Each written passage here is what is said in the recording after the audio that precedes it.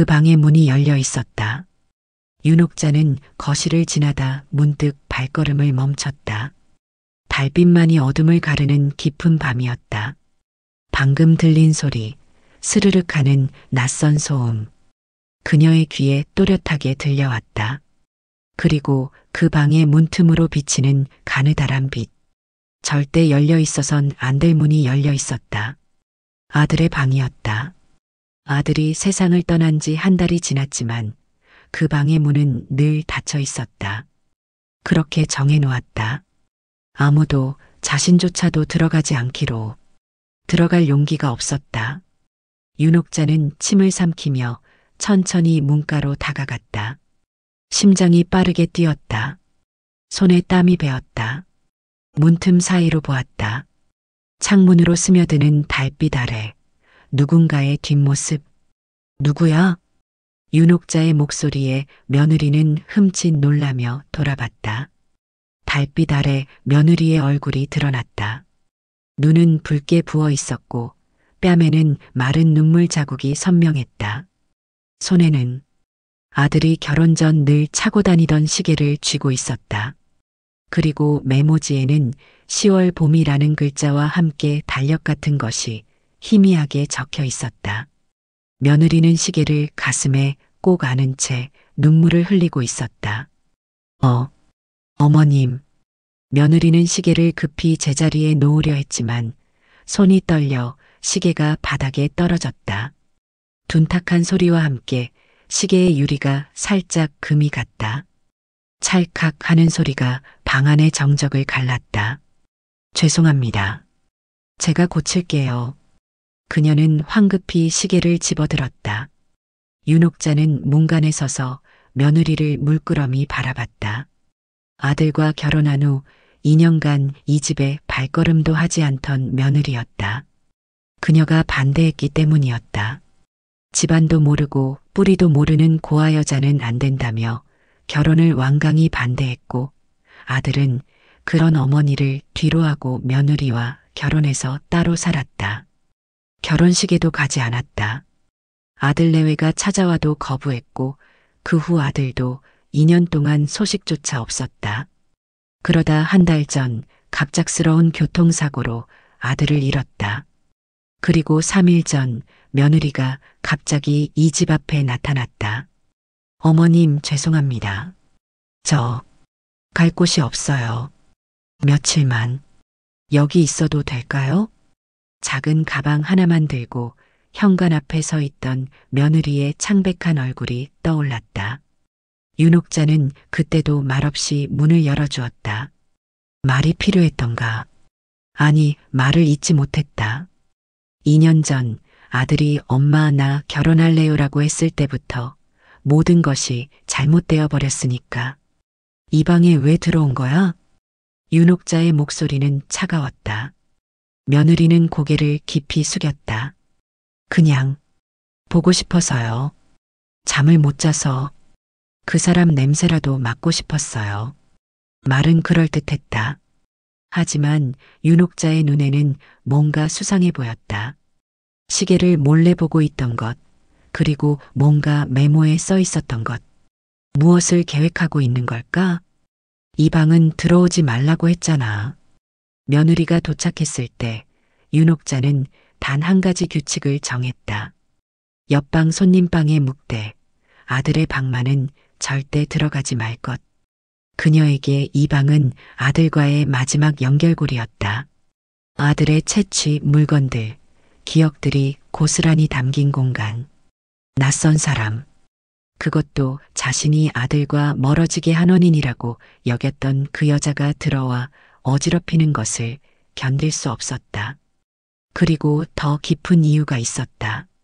그 방에는 통장, 인감, 아들의 유품, 모든 중요한 것들이 보관되어 있었다.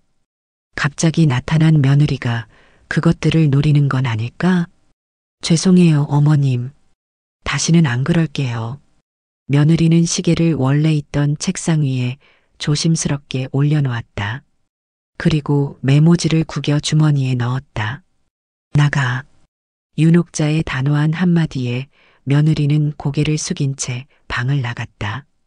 뒤에서 들리는 며느리의 발소리가 점점 멀어졌다. 윤옥자는 방 안으로 들어가 시계를 집어들었다. 금이 간 유리 아래 시계바늘은 여전히 똑딱거리며 돌아가고 있었다. 뭘 하려는 거지? 시계를 가져가서 팔려고? 그날 밤 윤옥자는 잠들지 못했다. 창밖으로 보이는 달빛에 의식이 흔들렸다. 눈을 감으면 며느리의 뒷모습이 보였다. 아들의 시계를 만지던 그 모습. 너 때문에 내 아들이. 입 밖으로 내지 않은 생각이 그녀의 가슴을 무겁게 짓눌렀다. 처음부터 인연이 아니었다. 고아 출신이라는 말에 왜 그렇게 강하게 반대했는지 지금도 기억이 생생했다.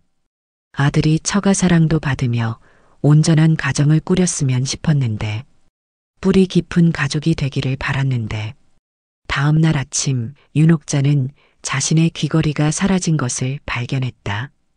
어머니에게서 물려받은 진주 귀걸이였다. 화장대 작은 보석함에 있어야 했는데 온데간데 없었다.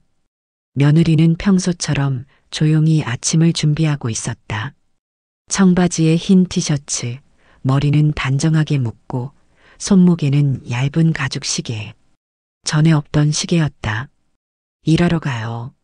저녁 늦게 들어올 거예요. 현관문이 닫히고 집안에 다시 정막이 감돌았다. 윤옥자는 거실 창가에 서서 아래를 내려다보았다. 며느리가 작은 가방을 메고 빠른 걸음으로 멀어지는 모습이 보였다. 가방을 들고 왔을 땐 그저 갈 곳이 없다고만 했다. 어디서 일하는지, 어떻게 지냈는지 아무 말도 하지 않았다. 갑자기 나타나서 머물겠다더니 어디서 일을 하는 거지? 윤옥자는 며느리의 방으로 향했다. 문은 닫혀 있었지만 잠겨 있지 않았다. 조심스레 문을 열었다. 방 안은 깔끔했다. 침대는 정돈되어 있었고 창가에는 작은 화분 하나. 옷장에는 몇 벌 안 되는 옷들이 걸려 있었다. 윤옥자는 서랍을 조금씩 열어보았다. 속옷, 양말, 몇 가지 간단한 화장품. 그리고 마지막 서랍에는 카페 직원 명찰과 앞치마가 개켜져 있었다. 명찰에는 새봄 카페라고 적혀 있었다. 없었다. 자신의 귀걸이도 그 밖에 사라진 반지도 보이지 않았다. 그날 저녁 윤옥자는 조카에게 전화를 걸었다. 전자제품 가게를 하는 조카는 곧장 작은 카메라를 가져다 주었다. 이거 CCTV 대용으로 쓰세요.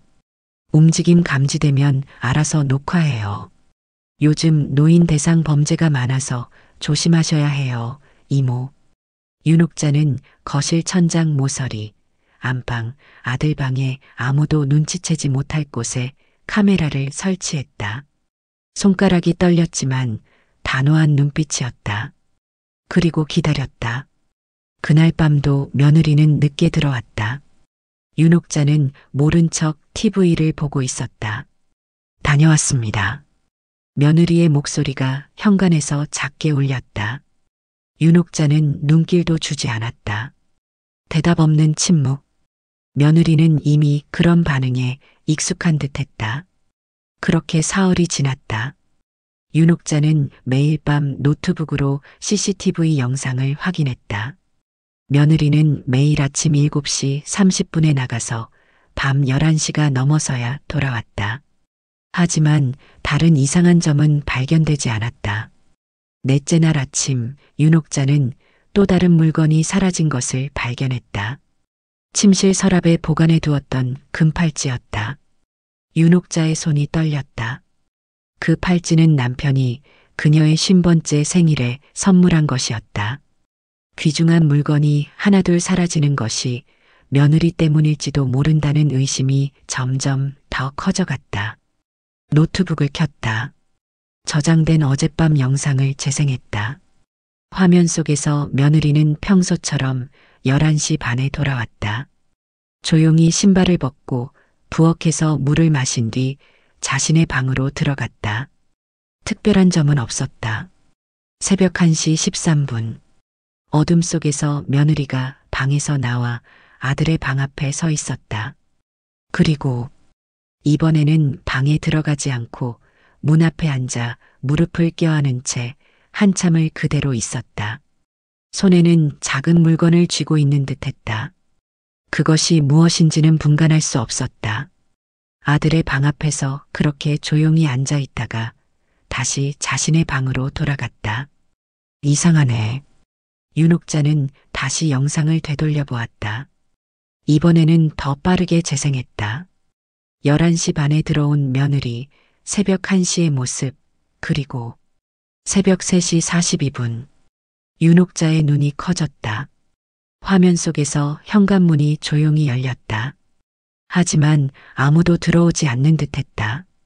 그런데 자세히 보니 침침한 화면 속에서 작은 그림자가 움직이고 있었다. 시야 구석에서 모자를 쓴 인물이 슬그머니 안으로 들어왔다. 그 사람은 신발을 벗지 않았다. 조심스럽게 발소리를 죽인 채 거실 쪽으로 향했다. 몇 분 후 그 인형은 다시 현관으로 돌아와 집을 빠져나갔다. 이게 무슨... 윤옥자는 영상을 반복해서 돌려보았다. 영상 속 인물은 키가 작고 마른 체구였다. 얼굴은 모자와 어둠 때문에 제대로 보이지 않았다.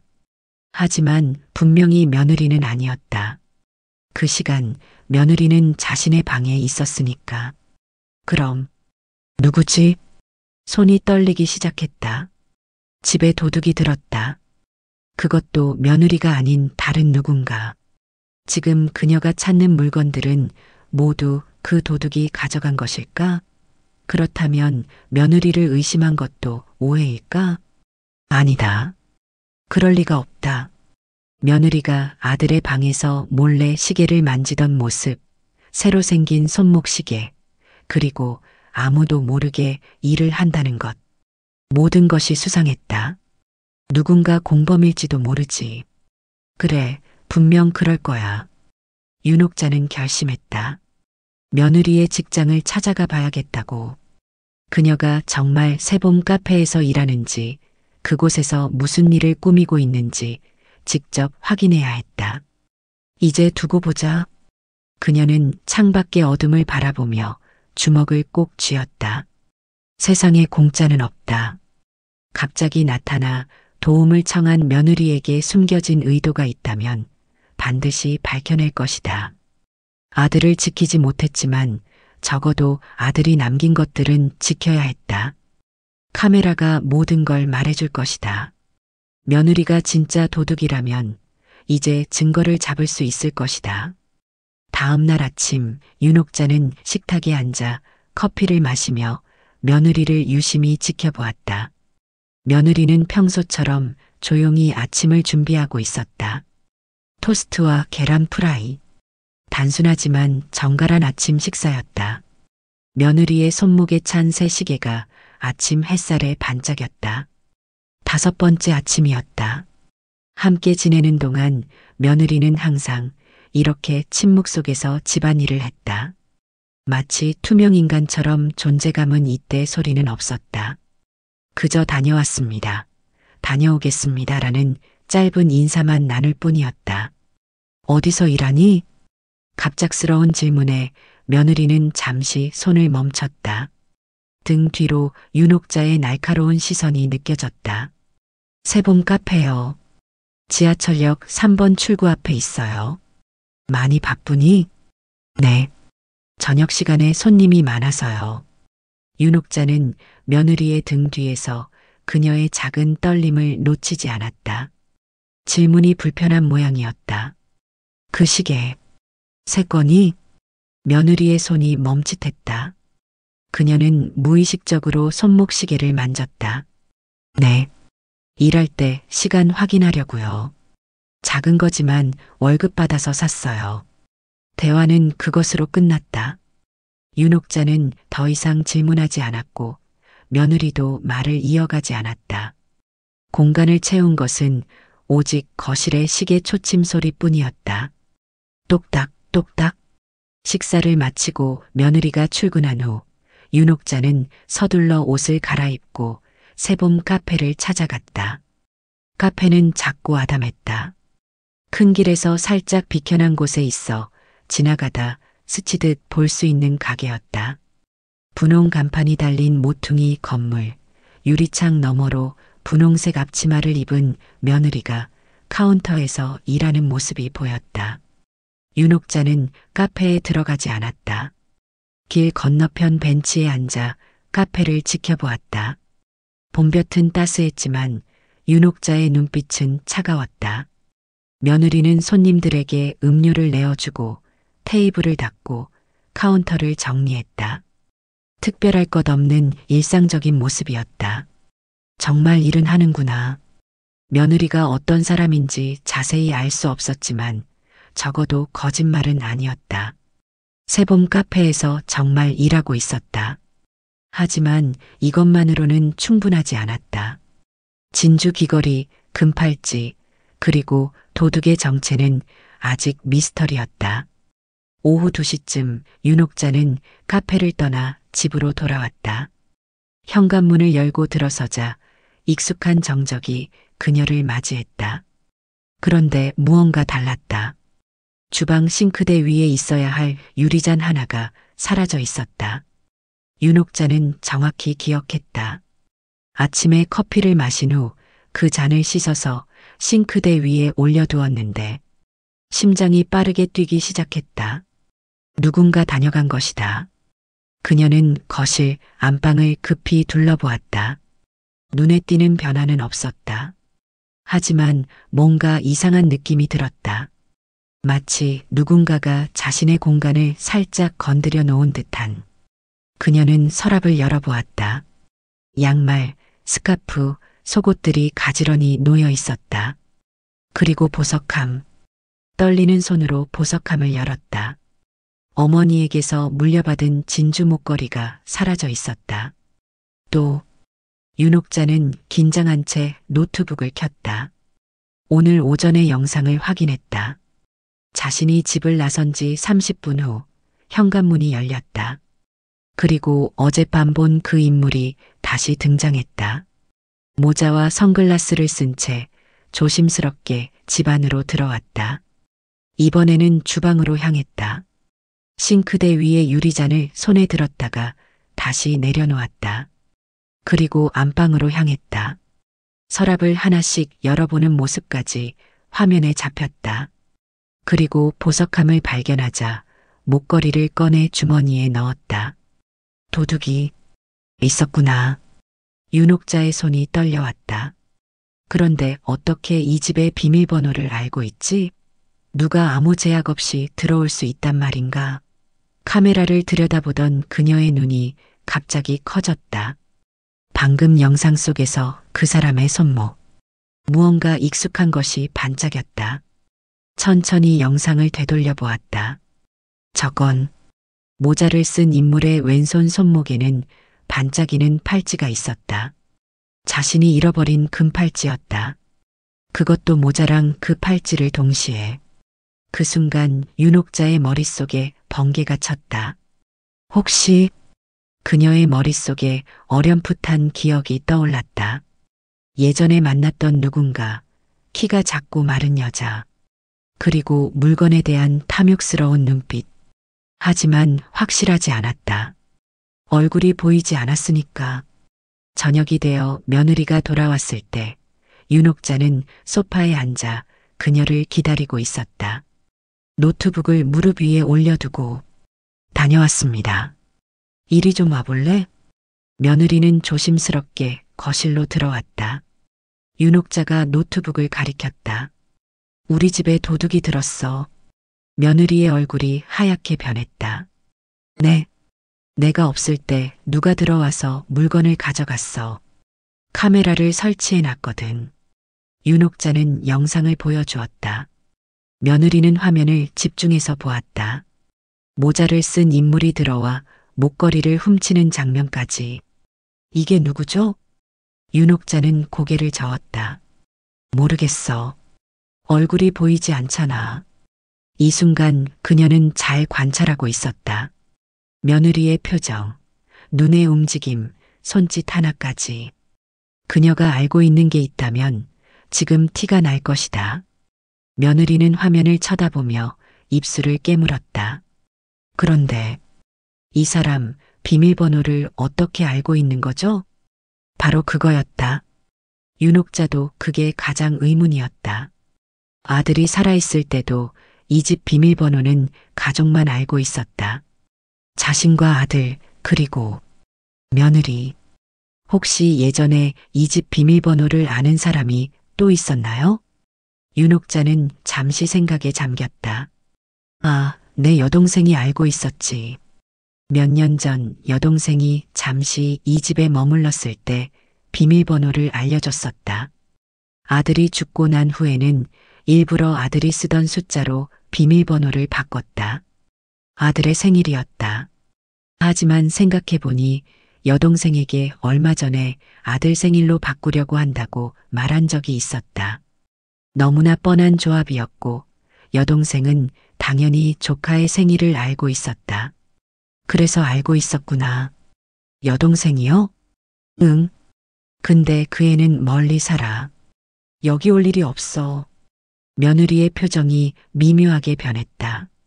마치 뭔가를 떠올리는 듯한. 그녀는 잠시 망설이는 듯했다. 어머님. 응? 혹시 그분이 키가 좀 작고 마른 체형이신가요? 윤옥자는 놀라서 며느리를 바라보았다. 어떻게 알았니? 며느리는 침을 삼켰다. 제가 일하는 카페에 자주 오시는 단골 손님이 계세요. 어느 날 그분이 제 이름표를 보시더니 혹시 윤도준 씨 아내 아니세요? 라고 물어보셨어요. 윤옥자의 눈이 커졌다. 놀라서 어떻게 아시냐고 했더니 난 도준이 이모야. 장례식에서 봤어. 먼 곳에서 지켜보기만 했지만이라고 하셨어요. 그러면서 어머님 댁 얘기를 계속 물어보셨죠. 요 며칠 연락을 못했다면서 어떻게 지내시는지, 몇 시에 외출하시는지. 윤옥자의 심장이 빠르게 뛰었다. 그녀의 여동생 미경은 키가 작고 말랐다. 그리고 항상 화려한 액세서리를 좋아했었다. 현관문이 열리고 모자를 쓴 인물이 들어오는 영상이 머릿속에서 반복해서 재생되었다. 며느리는 눈을 내리깔았다. 솔직히 처음 봤을 때부터 좀 이상했어요. 자꾸 저한테 어머님 얘기를 물어보시고 그러다 어제 카페에서 그분이 친구분들과 대화하는 걸 우연히 들었어요. 대화? 네. 제가 휴게실에 있었는데 그 휴게실 구조가 손님들은 직원이 안에 있는지 안 보여요. 바로 앞 테이블에 앉으셔서 목소리가 들렸어요. 그 집문서만 손에 넣으면 끝이야. 언니는 아직도 멍청하게 살아라고요. 윤옥자의 얼굴이 창백해졌다. 집문서를 노린다고?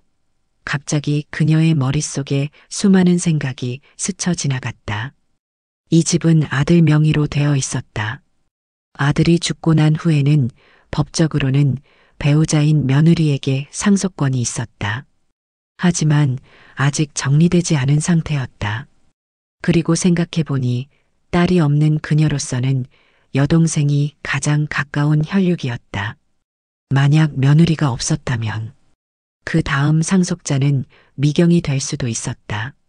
내 동생이 카페에 언제 오니? 거의 매일 오후 3시쯤 오세요. 늘 같은 자리에 앉아서 친구들과 이야기를 나눠요. 윤옥자의 눈에 이제 며느리가 다르게 보였다. 처음에는 의심스러웠지만 지금은 며느리의 말이 진실처럼 들렸다. 하지만 확신할 수 없었다. 여동생이 정말 그럴 사람인지, 며느리의 말이 사실인지 모든 것이 불확실했다. 내일 같이 가보자. 네. 내일 3시에 카페에 같이 가자. 내가 직접 확인하고 싶어. 며느리는 잠시 망설이다 고개를 끄덕였다. 알겠어요, 어머님. 둘 사이에 이상한 침묵이 흘렀다. 시계 소리만이 똑딱거리며 공간을 채웠다. 그날 밤 윤옥자는 옛 사진첩을 꺼내보았다. 그 안에는 동생 미경과 함께 찍은 사진들이 있었다. 언제부터였을까 그들 사이에 거리가 생기기 시작한 것은. 미경은 항상 화려한 것을 좋아했고 자신보다 더 많은 것을 가지고 싶어 했다. 하지만 도둑질까지 할 거라고는 생각하지 못했다. 미경이, 내가 정말 그런 짓을 하고 있는 거니? 침대에 누워 천장을 바라보는 윤옥자의 눈에 눈물이 고였다. 가족이란 무엇일까? 피로 맺어진 사이일까? 아니면 마음으로 맺어진 사이일까? 아들이 며느리를 선택했을 때 그녀는 피의 중요성만 생각했다. 하지만 지금 자신의 피부치가 배신하고 피가 섞이지 않은 타인이 편을 들어주는 이 상황은 무엇을 의미하는 걸까? 침실 창가로 달빛이 스며들었다. 어둠 속에서 벽에 걸린 시계의 초침 소리가 유독 크게 들렸다. 똑딱 똑딱, 마치 누군가의 심장 소리처럼. 밤이 깊어가는 동안 집안의 모든 시계는 쉬지 않고 돌아갔다. 아들의 방에 있는 금이 간 시계도, 윤옥자의 침실벽에 걸린 오래된 시계도, 부엌의 전자시계도 모두 각자의 방식으로 시간을 가리키고 있었다. 시간은 누구에게나 공평하게 흘러간다. 하지만 그 시간을 어떻게 채우느냐는 각자의 선택이다. 윤옥자는 창밖의 달을 바라보며 생각했다. 내일 모든 것이 밝혀질 것이다. 그리고 그녀는 진실을 받아들일 준비가 되어 있었다. 이제 진짜 도둑이 누구인지 밝혀내야 할 시간이구나. 그날 밤 윤옥자는 잠들지 못했다. 창밖에서는 빗방울이 창문을 두드리고 있었다. 마치 그날처럼. 아들이 세상을 떠나기 전날 밤에도 이렇게 비가 내렸었다. 쉬지 않고 내리는 봄비는 그날의 기억을 생생하게 떠올리게 했다. 그날 밤 윤옥자는 잠들지 못했다. 창밖에서는 빗방울이 창문을 두드리고 있었다. 마치 그날처럼. 아들이 세상을 떠나기 전날 밤에도 이렇게 비가 내렸었다. 협탁위에서 자신의 휴대폰을 꺼내 들었다. 그리고 저장해둔 음성 파일을 찾았다. 아들이 사고 전날 남긴 마지막 음성 메시지였다. 괴로웠지만 가끔 그의 목소리가 그리울 때면 이렇게 들곤 했다. 엄마, 나야. 받지 않는 것 같네. 그냥 잠깐 목소리 듣고 싶어서. 곧 전화할게. 그리고 엄마, 내일 중요한 얘기가 있어. 내일 집에 갈게요. 윤옥자는 휴대폰을 가슴에 꼭 안았다. 뜨거운 눈물이 볼을 타고 흘러내렸다. 중요한 얘기가 무엇이었을까? 영원히 알 수 없게 되어버린 그 말. 폭풍우 같은 기억이 그녀를 덮쳤다. 37살에 남편을 잃었다. 갑작스러운 심장마비였다. 5살배기 아들과 함께 세상에 홀로 남겨졌다. 그때부터 그녀의 삶은 아들이 전부였다. 시장 구석에 자리 잡은 작은 포장마차가 시작이었다. 새벽부터 밤늦게까지 일했다. 손에 물집이 터지고 염증이 생겨도 쉴 수 없었다. 아들의 학비를 위해, 아들의 미래를 위해. 기름 냄새가 머리카락, 옷, 피부에 스며들어도 참았다. 엄마, 이거 내가 할게. 18살이 된 아들은 방학 때마다 포장마차를 도왔다.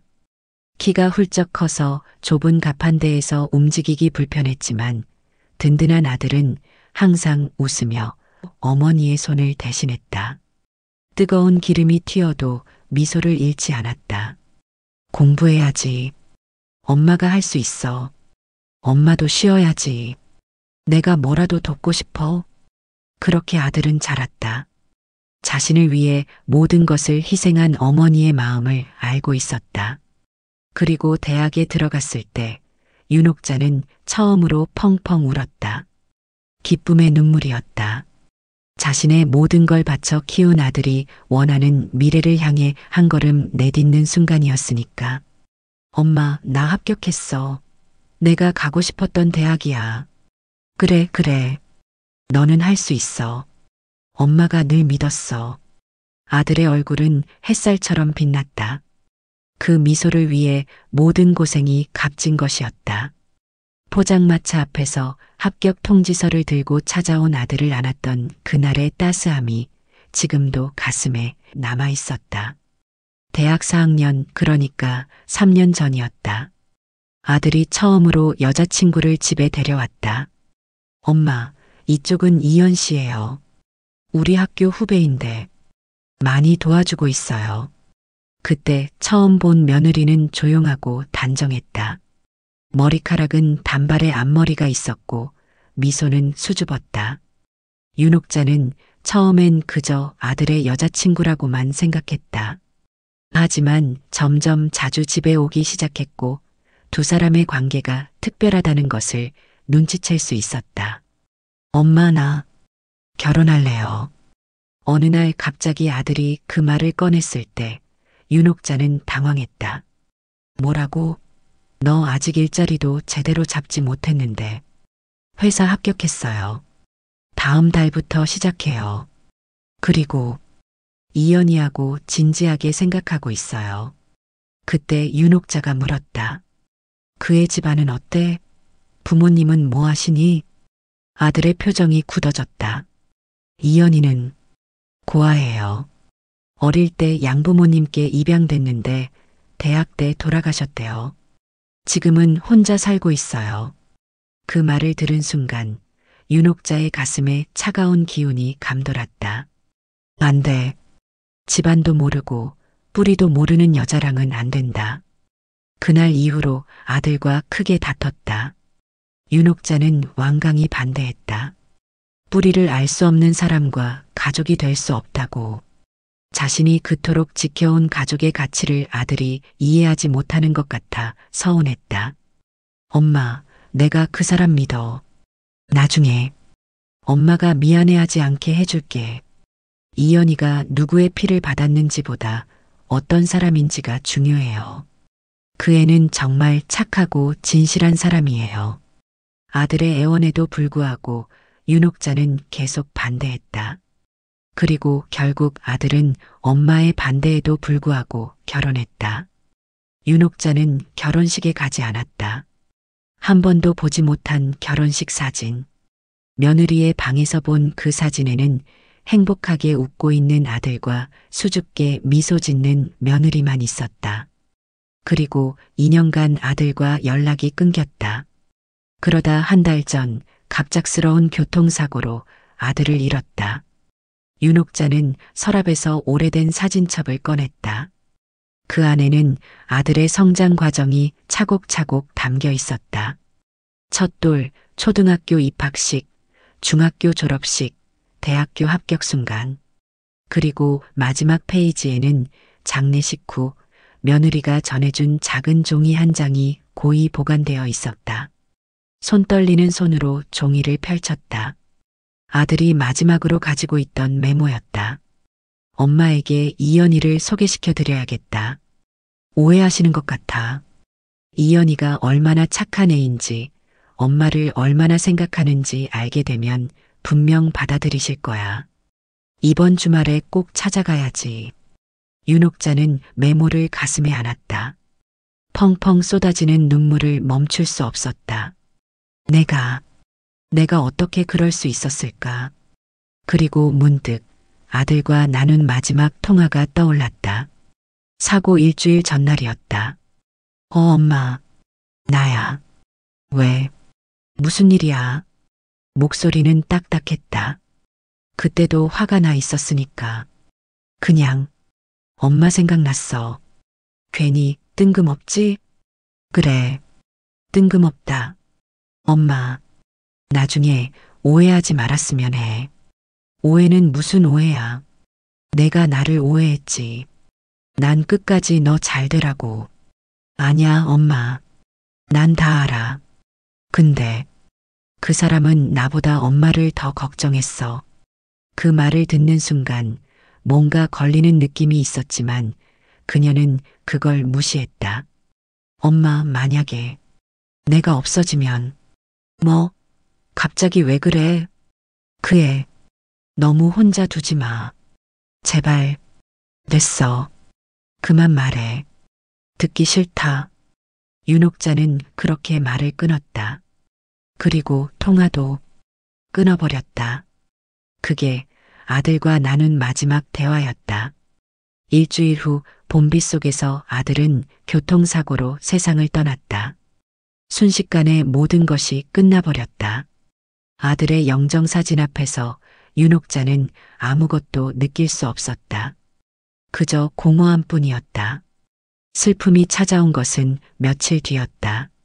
그리고 그 슬픔은 점점 더 깊어졌다. 아들의 장례식에 며느리는 물론 있었다. 하지만 윤옥자는 그녀를 외면했다. 며느리가 눈물에 젖어 무너지듯 서 있는 모습도 보지 않으려 했다. 누군가 말했다. 내가 정신 놓고 있을 때 며느리가 장례 절차를 모두 챙겼다고. 며느리가 없었다면 아무것도 제대로 진행되지 않았을 거라고. 하지만 윤옥자는 듣지 않았다. 그렇게 며느리는 아들의 장례식 후 사라졌다. 그리고 한 달 뒤 갑자기 집 앞에 나타난 것이다. 밤이 깊어갔다. 빗소리는 점점 잦아들었지만 윤옥자의 마음속 파도는 여전히 거세게 일렁였다. 생각은 꼬리에 꼬리를 물고 아들 죽고 한 달 후 며느리가 집에 돌아온 첫날이 떠올랐다. 작은 가방 하나 들고 현관 앞에 서 있던 며느리. 어머님, 저 갈 곳이 없어요. 며칠만 여기 있어도 될까요? 그때 며느리의 눈에는 눈물이 고여 있었다. 그리고 걱정되는 일이 있어서요. 어머님께 꼭 말씀드려야 할 것 같아서. 하지만 윤옥자는 그저 차갑게 문을 열어줬을 뿐 그 말의 의미를 새기지 않았고 아무 말도 건네지 않았다. 지금 생각해보니 이미 모든 것을 잃어버린 며느리에게 또 다른 상처를 준 것은 아니었을까? 걱정되는 일이라는 게 여동생 일이었을까? 며느리는 남편을 잃은 슬픔 속에서도 자신에게 한 번도 원망의 말을 하지 않았다. 오히려 조용히 집안일을 도왔고 언제나 공손하게 인사했다. 아들의 방 앞에서 흐느끼던 그 모습, 시계를 보듬고 있던 그 모습, 그리고 오늘 도둑의 존재를 알려주며 조용히 말했던 그 모습. 혹시 그분이 키가 좀 작고 마른 체형이신가요? 윤옥자의 가슴이 쿵 내려앉았다. 며느리는 이미 알고 있었던 걸까? 카페에서 만난 그 손님이 자신의 여동생이라는 것을? 아니면 정말 우연히 알게 된 것일까? 모든 것을 믿을 수가 없었다. 머릿속이 혼란스러웠다. 윤옥자는 창가에 서서 밤하늘을 바라보았다. 빗방울이 그친 자리에 몇 개의 별이 반짝이고 있었다. 구름 사이로 보이는 달빛이 방 안을 희미하게 비추었다. 아들아, 내가 없는 이 시간을 엄마는 어떻게 살아가야 할까? 그녀는 아들의 방으로 향했다. 문을 열고 들어가자 달빛이 창문을 통해 방 안을 비추고 있었다. 책상 위의 시계가 그 빛을 받아 반짝였다. 금이 간 유리 아래에서도 시계바늘은 멈추지 않고 움직이고 있었다. 똑딱 똑딱. 윤옥자는 책상 앞에 앉았다. 서랍을 열자 아들의 낯익은 필체로 쓰인 메모들이 보였다. 그리고 가장 위에 놓인 종이 한 장. 집문서라고 적혀 있었다. 마음이 철렁 내려앉았다. 집문서. 여동생이 찾고 있다는 바로 그것. 아직 이곳에 있었다. 다행히도 도둑이 찾지 못한 것이다. 윤옥자는 문서를 꺼내 살펴보았다. 공증된 서류, 등기권리증, 그리고 아들이 적어놓은 메모. 이 집은 엄마를 위한 것. 하지만 내가 없으면 이연희에게. 그녀가 엄마를 돌볼 테니. 윤옥자의 손이 떨렸다. 메모는 결혼 직후에 쓰인 것 같았다. 2년 전이었다. 이미 그때부터 아들은 걱정하고 있었던 것일까? 자신에게 무슨 일이 생기면. 아니, 그럴 리가 없다. 건강했던 아들이 갑작스러운 사고를 예상했을 리 없다. 하지만 엄마와 아내, 두 여자를 모두 생각하는 마음은 분명했다. 그때 집안 어딘가에서 부스럭거리는 소리가 들렸다. 윤옥자는 흠칫 놀라 문서를 서랍에 급히 넣고 방을 나섰다. 시계를 보니 새벽 3시 반. 거실 쪽에서 희미한 그림자가 움직이고 있었다. 지난번에 카메라에 잡힌 그 도둑이 분명했다. 천천히 조용히 윤옥자는 부엌으로 향했다. 식칼을 집어들었다. 손이 떨렸지만 마음은 단단했다. 그녀는 아들이 남긴 마지막 연결고리인 이 집을 지켜야 했다. 거실로 한 걸음 한 걸음 다가갔다. 어둠 속에서 모자를 쓴 인형이 안방 쪽으로 향하고 있었다. 윤옥자는 숨을 깊이 들이마시고 전등 스위치를 켰다. 거기서 밝은 불빛 아래 놀란 표정으로 돌아보는 얼굴. 윤옥자의 여동생 미경이었다. 언니. 미경의 얼굴이 창백해졌다. 손에는 자그마한 플래시와 장갑이 들려 있었다. 동생은 급히 물건을 주머니에 넣으려 했지만 이미 늦었다. 뭐 하는 거야? 이 시간에. 윤옥자의 목소리가 떨렸다. 한 손에는 여전히 식칼이 들려 있었다. 아, 언니. 깜짝 놀랐잖아. 미경은 억지 웃음을 지으며 말했다. 연락도 안 되고 걱정돼서 들렀어. 문 열려 있길래 그냥 들어왔지. 이렇게 늦게 온 건 미안해. 윤옥자는 동생의 손목을 바라보았다. 거기엔 자신의 금팔찌가 반짝이고 있었다.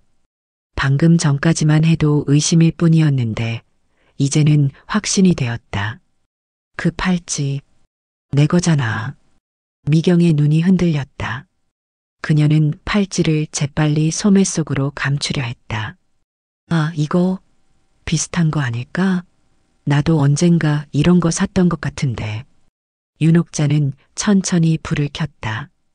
거실 전체가 환하게 밝아졌다. 이제 미경의 모습이 선명하게 보였다. 검은 모자, 어두운 색 옷, 그리고 작은 가방. CCTV에 찍힌 그 도둑과 똑같은 모습이었다. 내가 내 물건들을 훔쳐간 거구나. 무슨 소리야, 언니. 내가 왜 그런 짓을. 그때 윤옥자의 뒤에서 발소리가 들렸다. 며느리였다. 그녀도 소음에 놀라 일어난 모양이었다. 어머님, 무슨 일이. 며느리가 말하다가 미경을 보자 멈췄다. 아. 미경의 얼굴에 경멸의 표정이 스쳤다. 역시 너 때문이구나. 내가 언니한테 뭐라고 한 거야? 며느리는 침착하게 윤옥자 곁으로 다가왔다. 어머님, 위험해요. 제가 경찰에 신고할게요. 경찰? 미경이 비웃듯 말했다. 무슨 죄로? 내가 언니 집에 왔다고? 난 가족이야. 이 집에 들어올 권리가 있어. 윤옥자는 식칼을 내려놓았다. 갑자기 너무 지친 기분이 들었다. 왜 이러는 거야, 미경아? 무슨 일이라도 있어? 미경은 잠시 망설이다 한숨을 내쉬었다. 그냥 돈이 좀 필요했어. 조금만 빌리려고 했는데 언니가 안 계셔서. 열쇠도 있고 비밀번호도 알고 있으니까. 윤옥자는 고개를 저었다. 그게 다야? 그럼 귀걸이랑 팔찌, 목걸이는? 그냥 빌리는 게 아니잖아. 미경은 말없이 고개를 숙였다. 대답 대신 그녀의 손이 천천히 가방을 열었다. 그 순간 윤옥자는 가방 속에서 무언가 반짝이는 것을 보았다. 칼날이었다. 어머님, 조심하세요. 며느리가 윤옥자를 밀치며 앞으로 나섰다. 미경은 재빨리 가방에서 칼을 꺼내 들었다. 비켜, 너 이 집에 발도 들이면 안 될 여자가. 미경아. 윤옥자가 소리쳤다. 언니, 난 그냥 집문서가 필요한 거야. 미경의 목소리가 떨렸다. 큰돈 문제로 걸려 있어. 이 집만 있으면 다 해결돼. 돈 문제? 도박? 빚이야. 갚지 못하면 위험해. 그래서 언니네 집 권리 서류만 찾으면 되는 거야. 어차피 조카는 죽었고 이 여자는 상관없잖아. 분노와 배신감이 윤옥자의 가슴을 채웠다. 아들의 죽음조차 이용하려는 동생을 보니 머리가 어지러웠다. 돈 필요하면 말했어야지. 이렇게 도둑질하고 칼까지 들고 말해봤자 주실 거였어요? 이 집은요? 미경이 비웃듯 말했다. 언니는 항상 도준이만 생각했잖아요. 내 조카지만 솔직히 질투났다고요. 부모님도 언니만 챙기고 나는 항상 뒷전이었어요. 오랫동안 쌓여온 원망이 미경의 목소리에 묻어났다. 윤옥자는 충격에 휩싸였다. 이런 감정이 있었는지 전혀 몰랐다. 그럼 지금 뭘 어쩌자는 거야? 집문서만 주세요. 그럼 조용히 나갈게요. 윤옥자가 망설이는 사이 현관 쪽에서 소리가 들렸다. 미경의 친구로 보이는 두 명의 여자가 서 있었다. 어떻게 됐어? 찾았어? 한 여자가 물었다. 상황이 더 위험해졌다. 세 명이었다. 윤옥자와 며느리는 둘뿐이었다. 찾으려던 참이야. 미경이 대답했다. 언니가 좀 협조해주면 금방 끝날 일인데. 며느리는 윤옥자의 손을 꼭 잡았다. 그녀의 손은 차가웠지만 단단했다. 어머님, 며느리가 작은 목소리로 말했다. 폰이 여기 있어요. 녹음되고 있어요. 윤옥자는 며느리가 은밀히 휴대폰으로 현재 상황을 녹음하고 있다는 것을 깨달았다. 똑똑한 아이였다. 미경의 친구 중 한 명이 거실로 들어왔다. 여기 뭐야? 파티라도 하는 거야? 집문서 빨리 찾고 가자고. 위에서 계속 재촉하잖아. 위에서? 윤옥자가 물었다. 누가? 신경 쓰지 마세요, 언니. 미경이 말을 가로챘다. 그냥 돈 좀 빌린 사람들이에요. 집문서만 있으면 해결된다니까요. 집문서로 뭘 어쩌려고? 담보로 쓰려고. 어차피 언니 아들도 없는데 결국은 내가 상속받을 거잖아. 미리 좀 쓰는 거지. 그 말에 윤옥자의 눈에서 불이 번쩍였다. 내가 상속? 내가 아직 살아있는데? 그리고 이 집은 도준이가 남긴. 도준이가 뭘 남겼는데요? 이 여자한테요? 웃기지 마세요. 혈연도 아닌 남이 뭘 받아야 해요? 그 말에 며느리의 손이 미세하게 떨렸다. 윤옥자는 그 떨림을 느꼈다. 미경이 서서히 다가왔다. 손에 든 칼이 거실 불빛에 반짝였다. 마지막으로 말할게요. 집문서 어디 있어요? 윤옥자는 아들의 방을 힐끗 보았다. 미경의 시선이 그것을 놓치지 않았다. 아, 거기 있구나. 역시. 미경은 아들의 방으로 향했다. 윤옥자와 며느리는 천천히 뒤를 따랐다. 미경은 방문을 열고 들어가 불을 켰다. 그녀의 두 친구도 따라 들어왔다. 여기가 도준이 방이었지? 오랜만에 보네. 미경은 서랍장으로 향했다. 아들의 책상 서랍을 하나씩 열기 시작했다. 마지막으로 윤옥자가 집문서를 본 곳이었다. 그때 밖에서 사이렌 소리가 들렸다. 경찰차 소리였다. 미경과 그녀의 친구들이 흠칫 놀랐다. 뭐야? 경찰을 불렀어? 미경이 소리쳤다. 윤옥자는 며느리를 바라보았다. 며느리는 고개를 저었다. 제가 아니에요. 현관 쪽에서 노크 소리가 들렸다. 경찰입니다. 문 열어주세요. 미경의 얼굴이 창백해졌다. 그녀의 친구들은 서로를 바라보며 공포에 질린 표정을 지었다. 빨리 나가자. 한 친구가 속삭였다. 이미 늦었어. 다른 친구가 대답했다. 분명 누가 신고했을 거야. 미경이 칼을 들고 윤옥자에게 다가왔다. 언니가 한 거야? 경찰에 신고한 거? 윤옥자는 고개를 저었다. 아니야. 나도 몰라. 그때 윤옥자의 시선이 창밖으로 향했다. 그녀는 창 밖에서 누군가를 본 것 같았다. 카페 사장이었다. 그는 걱정스러운 표정으로 경찰들과 함께 서 있었다. 혹시 문제 있으신가요? 오늘 낮에 며느리분이 퇴근하면서 집에 누가 침입할지도 모른다고 걱정하셔서 제가 경찰에 연락했습니다. 윤옥자는 문득 깨달았다. 며느리가 무슨 일이 생길 것을 예상하고 미리 누군가에게 알렸던 것이다.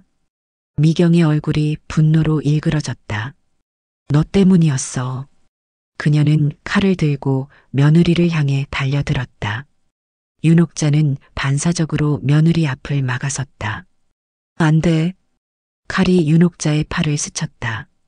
옷이 찢어지며 얇은 상처가 생겼다. 피가 흘러나왔다. 언니. 미경이 놀라 뒤로 물러섰다. 그 순간 경찰이 문을 열고 들어왔다. 모두 제자리에 계세요. 칼을 내려놓으세요.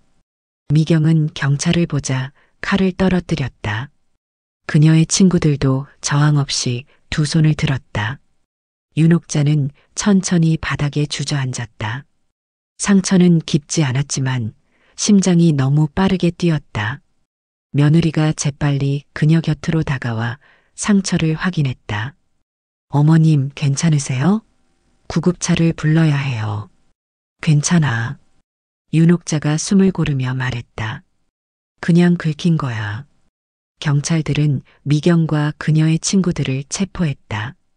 미경은 끌려나가면서 윤옥자를 바라보았다. 그녀의 눈에는 원망과 후회가 뒤섞여 있었다. 언니, 그냥 나 한번 도와주는 셈치고 그냥 줬으면 됐잖아. 일을 이렇게까지 만들어야겠어. 언니 때문이야. 윤옥자는 말없이 고개를 돌렸다. 지금은 어떤 사과도 받아들일 수 없었다. 경찰들이 집안을 수색하고 증거를 모으는 동안 윤옥자와 며느리는 거실 소파에 나란히 앉아 있었다. 경찰이 제공한 응급처치 키트로 며느리가 윤옥자의 상처를 정성스럽게 치료하고 있었다. 어떻게 알았니? 윤옥자가 물었다. 오늘 밤 그들이 올 거라는 걸. 며느리는 붕대를 감으며 조용히 대답했다. 카페에서 들은 대화예요. 오늘 밤에 문서를 찾으러 온다고 했어요. 오늘 아니면 기회가 없다고 했거든요. 그래서 카페 사장님께 만약 내일 출근하지 않으면 이 주소로 경찰을 불러달라고 부탁드렸어요. 영리하구나. 윤옥자가 중얼거렸다. 그리고 죄송해요, 어머님. 제가 미리 말씀드렸어야 했는데 그냥 증거를 더 모으려고 했어요. 오늘 위험한 상황이 될 줄은 몰랐어요. 윤옥자는 며느리의 손을 바라보았다. 그 손은 여전히 떨리고 있었지만 동시에 단단하게 붕대를 감고 있었다. 복잡한 감정이 윤옥자의 가슴을 채웠다. 아니야. 내가 미리 준비해 놓은 덕분에 더 큰 일이 없었어. 밖은 여전히 어두웠지만 희미하게 동이 트기 시작했다. 새벽빛이 창문 틈으로 스며들었다. 어머님, 며느리가 조심스럽게 말했다. 제가 말씀드릴 게 있어요. 뭐니? 며느리는 깊게 숨을 들이쉬었다. 남편이 사고 나기 전날 밤 전화해서 내일 중요한 얘기가 있다고 했어요. 엄마한테 가는 길이라고요. 윤옥자의 심장이 쿵 내려앉았다. 아들의 마지막 메시지, 어머니에게 전하려던 중요한 얘기가 무엇이었는지 며느리가 알고 있었던 것이다. 그게 뭐였니? 그 순간 어느새 다가온 경찰이 두 사람에게 말을 걸었다. 죄송합니다만 몇 가지 진술을 받아야 합니다. 괜찮으시겠어요? 윤옥자와 며느리는 서로를 바라보았다. 중요한 대화가 끊겼지만 윤옥자는 이제 기다릴 수 있을 것 같았다. 아들이 남긴 마지막 메시지가 무엇이었든 이제 그것을 들을 준비가 되어 있었다. 괜찮습니다. 윤옥자가 대답했다. 말씀하세요. 경찰은 노트를 펼쳤다. 네. 언제부터 이런 일이 있었는지 처음부터 말씀해 주시겠어요? 윤옥자는 고개를 끄덕였다. 이제 모든 진실이 밝혀질 것이다.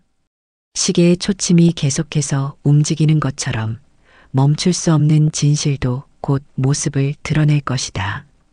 경찰서의 차가운 조명 아래 윤옥자는 피로에 지친 얼굴로 앉아 있었다. 오전 10시 밤새 진술을 마친 후였다. 며느리는 옆자리에서 조용히 차를 마시고 있었다. 둘 다 말이 없었지만 공기 중에는 이전과 다른 무언가가 흐르고 있었다. 담당 형사가 서류를 들고 다가왔다. 이제 거의 끝났습니다. 윤미경 씨와 공범들은 구속됐습니다. 절도, 주거침입, 상해미수, 여러 혐의가 있네요. 윤옥자는 고개를 끄덕였다. 동생이 구속되었다는 사실이 믿기지 않았다. 한때는 손잡고 학교에 다니던 그 아이가 이제는 감옥에 가게 된다. 대질신문이 필요합니다. 형사가 말을 이었다. 윤미경 씨가 계속 모든 혐의를 부인하고 있어요. 증거가 확실하긴 하지만 본인의 입을 통해 확인하는 게 좋겠습니다. 윤옥자는 잠시 망설였다. 동생의 얼굴을 다시 보고 싶지 않았다. 하지만 이 모든 것을 끝내기 위해서는 필요한 과정이었다. 알겠습니다. 형사는 두 사람을 조사실로 안내했다. 조명이 흐릿한 방 안에 미경이 앉아 있었다. 그녀는 언니를 보자마자 자리에서 벌떡 일어났다. 언니, 이게 무슨 짓이야? 내가 도둑이라고? 말도 안 돼. 윤옥자는 조용히 대답했다. CCTV에 다 찍혔어, 미경아. 그게 내가 맞다는 증거가 어디 있어? 얼굴도 안 보이는데. 형사가 태블릿을 미경 앞에 내밀었다. 이것 보세요. 현관문 비밀번호를 누르는 장면입니다. 그리고 이건 대개 지문이 발견된 장소들이고요. 손목에 찬 팔찌, 언니 댁에서 발견된 귀걸이 세트와 일치하는 물건들이 대개 아파트에서 발견됐습니다. 미경의 얼굴이 점점 무너져 내렸다. 언니, 난 그냥 잠깐 빌린 거였어. 나중에 다 돌려줄 생각이었다고. 윤옥자는 더 이상 동생을 쳐다볼 수 없었다. 그런데 왜? 집문서까지 찾은 거야? 미경은 순간 말문이 막혔다가 이내 눈물을 글썽이며 말했다. 나도 가족이잖아. 그런데 왜 다 전현한테 가야 해? 고아 출신에. 내 조카 인생 망친 여자한테. 윤옥자는 순간 숨이 멎는 것 같았다. 뭐라고? 도준이 인생을 망쳤다고? 그래. 전현 만나고 언니랑 사이도 틀어지고 결국에는 죽기까지 했잖아. 우리가 피부치야. 그 여자가 아니라. 미경의 말에 갑자기 옆에서 들리는 소리가 있었다. 그건 사실이 아닙니다. 며느리의 목소리였다. 그녀는 조용히 앞으로 나섰다. 도준 씨는 제가 망친 게 아니에요. 그분이 돌아가신 날 어머님께 가는 길이었어요. 저한테 전화해서 엄마에게 다시 한번 널 소개하고 싶다고 말했어요. 그날 비가 많이 왔잖아요. 도로가 미끄러워서. 미경은 비웃듯 말했다. 뭐? 그날 너랑 같이 있지도 않았으면서 무슨 소리야? 제가 같이 있진 않았지만 남편의 마지막 전화를 받았어요. 사고 직전에요. 며느리는 휴대폰을 꺼내 통화 기록을 보여주었다. 사고 당일 저녁 도준에게서 온 마지막 전화.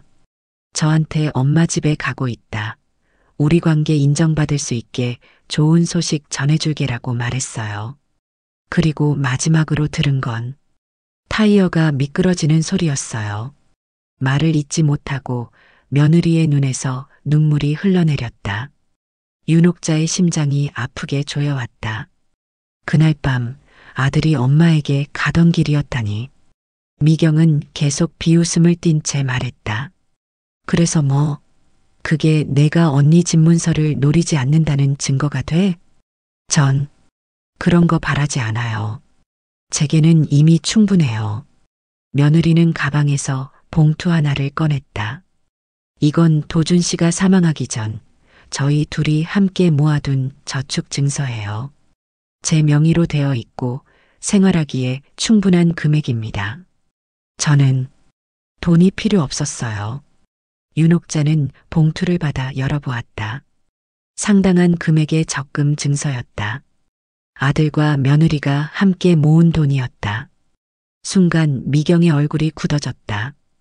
그리고 이모님, 며느리가 계속해서 말했다. 어머님께 도박비 때문에 돈이 급하게 필요하다고 말씀드리는 게 어떨까요? 이렇게 몰래 훔치는 것보다 솔직하게 도움을 청하는 게 가족 아닌가요?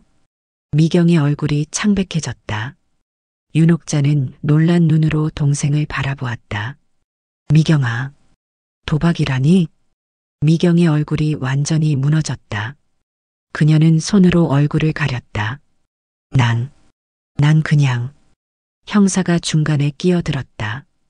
윤미경 씨, 귀하의 계좌 내역을 조사한 결과 최근 6개월간 불법 도박 사이트에 거액을 송금한 기록이 발견되었습니다. 그리고 불법 대출업체로부터 차용한 1억 5천만 원의 채무 증서도 발견됐습니다. 윤옥자는 충격에 말을 잇지 못했다. 1억 5천만 원. 상상도 못한 금액이었다. 미경은 더 이상 항변할 수 없었다. 그녀는 의자에 털썩 주저앉았다. 그래, 맞아. 내가 그랬어. 하지만 언니, 그 집은 내 조카가 살던 곳이잖아. 그런데 왜 이 여자가 거기 살아야 해? 난 그냥 공정하게 나누고 싶었어. 윤옥자는 고개를 저었다. 공정? 도둑질하고 사기치는 게 공정이니? 그리고 그녀는 며느리를 바라보았다. 눈물을 닦고 있는 그녀의 모습이 처음으로 다르게 보였다. 아들을 지키려 했던 여자. 아들이 사랑했던 여자. 형사는 태블릿에 기록을 마치며 말했다. 이제 충분합니다. 윤미경 씨는 구속 상태로 재판을 받게 될 겁니다. 필요한 서류는 나중에 보내드리겠습니다. 미경은 끌려나가기 전 마지막으로 언니를 바라보았다. 언니, 정말 미안해. 그냥 너무 막막했어. 윤옥자는 대답하지 않았다. 그저 슬픈 눈으로 동생을 바라볼 뿐이었다. 경찰서를 나오는 길, 햇빛이 눈부시게 내리쬐고 있었다. 새벽부터 시작된 일이 이제야 마무리되었다. 윤옥자는 피로에 젖은 눈으로 하늘을 올려다보았다. 마치 모든 것을 지켜보고 있는 아들의 얼굴이 보이는 것 같았다. 어머님, 며느리가 조심스럽게 물었다. 이제 어떻게 할까요? 윤옥자는 천천히 며느리를 바라보았다. 아들이 선택한 여자, 아들이 사랑했던 여자, 그리고 지금까지 자신을 도와온 여자. 집에 가자. 택시 안에서 두 사람은 침묵을 지켰다. 윤옥자는 창밖을 바라보며 생각에 잠겼다. 모든 것이 달라진 느낌이었다. 가족의 의미, 믿음의 의미, 그리고 아들이 남긴 것들의 의미까지. 얘야. 윤옥자가 조용히 말을 꺼냈다. 네, 어머님. 아까 경찰서에서 말하려던 거. 도준이의 중요한 이야기. 그게 뭐였니? 며느리는 잠시 망설이다 깊은 숨을 들이쉬었다. 남편이 마지막으로 어머님께 말씀드리고 싶었던 건. 그녀는 잠시 말을 멈추고 가방에서 작은 봉투를 꺼냈다. 병원 로고가 찍힌 봉투였다. 제가 임신했어요. 윤옥자의 온 세상이 멈춘 것 같았다. 임신. 그 단어가 뇌리를 강타했다. 뭐라고? 한 달 전 남편이 사고 나기 바로 전날. 저희가 확인했어요. 그걸 어머님께 알리러 가는 길이었던 거예요. 며느리는 봉투에서 초음파 사진을 꺼내 보여주었다. 아직 형태가 분명하지 않은 작은 생명체. 올 가을에 태어날 예정이에요. 윤옥자의 손이 떨렸다. 손자 혹은 손녀라니. 아들의 아이. 아들의 피를 이어갈 새 생명. 그래서 내가 집에 돌아온 거구나. 며느리는 고개를 끄덕였다. 혼자서는 무서웠어요. 그리고 이 아이가 태어나면 할머니를 알아야 할 것 같았어요. 모든 퍼즐 조각이 제자리를 찾았다. 아들의 마지막 전화, 중요한 이야기, 며느리가 그의 방에서 시계를 보고 있던 이유, 그리고 집에 돌아온 이유까지. 윤옥자는 말없이 초음파 사진을 내려다보았다. 그녀의 눈에서 눈물이 흘러내렸다. 기쁨의 눈물이었을까? 슬픔의 눈물이었을까? 아마도 둘 다였을 것이다. 왜 진작 말하지 않았니? 두려웠어요. 며느리의 목소리가 떨렸다. 어머님이 저를 받아들이지 않으실까봐. 그리고 이 사실을 알게 되면 더 마음이 아프실까봐. 윤옥자는 며느리의 손을 꼭 잡았다. 말이 필요 없었다. 그녀의 눈에는 용서와 환영의 눈물이 가득했다. 봄이 찾아왔다. 창가의 화분에는 새싹이 돋아났다. 윤옥자는 아침마다 그 화분에 물을 주는 것이 일과가 되었다. 그 모습은 마치 태어날 아기에게 이야기하는 것 같았다. 아들의 방은 이제 항상 열려 있었다. 함께 정리하고 청소하고 새롭게 꾸미기 시작한 곳이었다. 책상 위에는 금이 간 시계가 여전히 시간을 가리키고 있었다. 어느 날 오후 두 사람은 함께 아들의 방에서 작업했다. 윤옥자는 옷장 구석에서 낡은 나무 상자를 발견했다. 열어보니 아들의 어린 시절 물건들이 담겨 있었다. 이건 상자 속에서 윤옥자는 찢어진 종이 한 장을 발견했다. 8살 도준이가 그린 그림이었다. 엄마 울지 마세요. 제가 지켜드릴게요라고 적혀 있었다. 그 사람은 항상 어머님을 생각했어요. 세상에서 제일 대단한 여자라고 늘 말했어요. 며느리는 작은 메모장을 발견했다. 함께 펼쳐보니 도준의 짧은 메모들이 빼곡했다. 오늘 이연이 처음 만남. 도서관에서 우연히. 비 오는 날 우산 없어서 발 동동 구르던 모습이 귀여웠다. 마지막 페이지에는 결혼 후 쓴 듯한 글이 있었다. 이연이가 임신한 것 같다. 엄마도 할머니가 되신다는 소식을 제일 먼저 알려드리고 싶다. 윤옥자는 메모장을 가슴에 안았다. 아들의 마음이 그대로 담겨 있는 글이었다. 어머님, 도준 씨는 제게 내가 내 가족이 되어줄게라고 했어요. 그때 처음으로 가족을 가질 수 있다고 생각했어요. 그래서 봄이라는 이름을 지었구나. 그 사람이 절 처음 만난 날이 봄비 내리던 날이었거든요. 그래서 항상 봄이 오면 저를 생각한다고 했어요. 그날 저녁 윤옥자는 된장찌개를 끓였다. 청국장 반 스푼도 넣었다. 식탁에서 처음으로 두 사람은 편안하게 아들의 이야기를 나누었다. 윤옥자는 인형 가게에서 분홍색 토끼 인형을 골랐다. 집에 돌아와 자신의 방에서 오래된 상자를 꺼냈다. 그 안에는 회색빛 낡은 토끼 인형이 있었다. 도준이가 태어났을 때 내가 만든 거야. 5살 때까지 이 인형 없이는 잠을 못 잤어. 이렇게 소중한 걸 이제 내가 가져.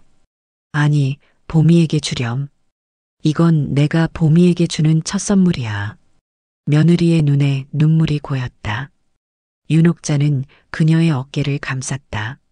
내가 고마워. 우리 도준이를 행복하게 해줘서. 그리고 봄이를 이 세상에 데려와줘서. 그날 밤 윤옥자는 낡은 토끼 인형에 해진 귀를 정성스럽게 수선했다. 할아버지와 할머니 토끼 같은 두 인형은 나란히 놓였다. 가을 아침 진통이 시작됐다.